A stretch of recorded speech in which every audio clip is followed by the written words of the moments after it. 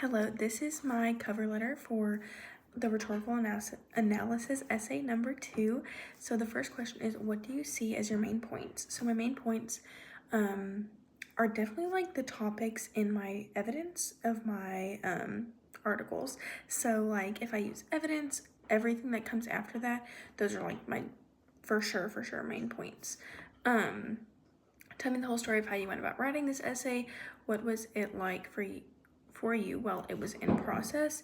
A little stressful just because I do take the commentary seriously for my peers and I do try to perfect it after that. So a lot of the times it was not having quotations around my titles, and I fixed all of that, so I feel more confident in it.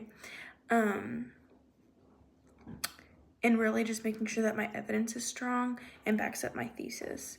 How did I get my ideas? Definitely, like I said, like from the main points, one of my essays had like 5 arguments in it, and so I kind of went off those points for that one article, and then obviously in my other article it was different, but for that one, that's what I did. What were some of the choices you made?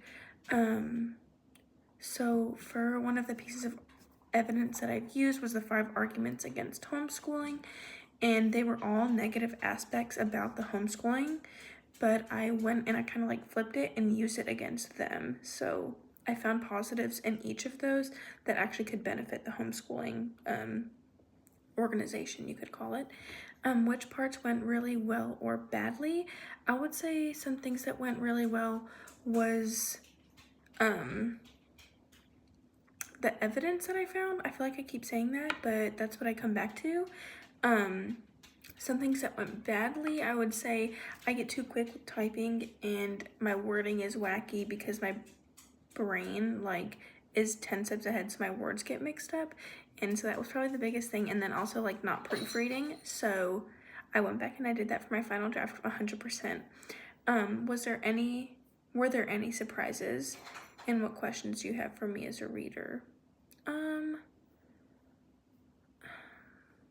I don't think that there were any surprises in my essay, I would say.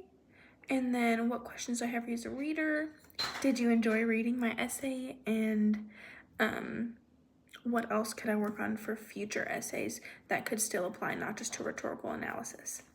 So that is my video. Thank you for watching.